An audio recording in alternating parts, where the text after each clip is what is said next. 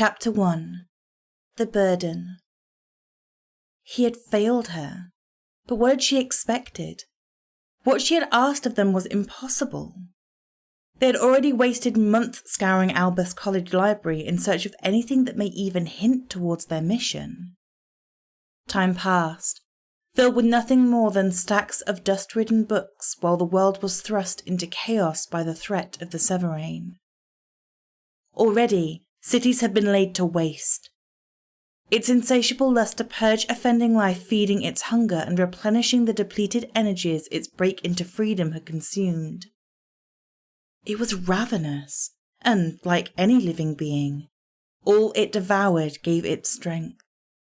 A strength which was turned to one purpose: to erase all life. Normally, this allowed a new god to sculpt the world as they desired.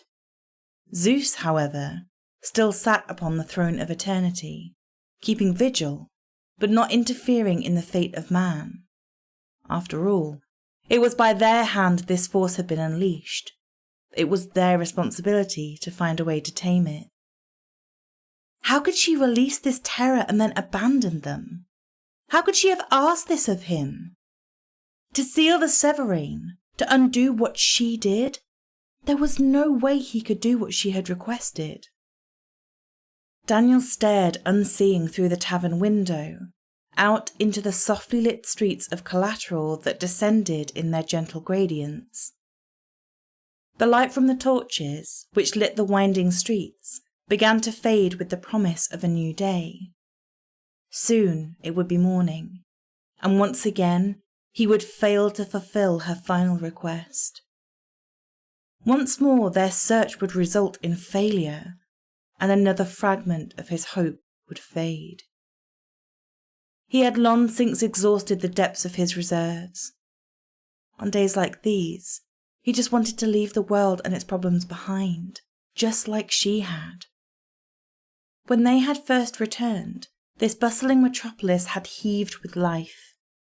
The trade districts had been busier than they had ever seen, and the taverns were filled to capacity as people sought a means to forget their troubles. Collateral was one of the only safe places that remained, and access was a luxury scarce few discovered, and those who had already scrambled to fill its borders. Today he had been hopeful. Their research seemed to have yielded so many possibilities, but as they worked their way through the countless tales of lore, his hope once more drained, and all amounted to nothing. How did she expect them to find answers when the answers asked predated their cycle, and was, perhaps, even primordial in nature? Now, Daniel and the barkeep seemed to be the only people awake at this hour.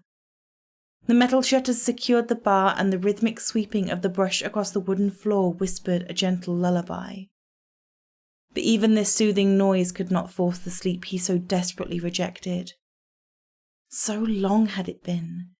Even memories of a peaceful night now eluded him.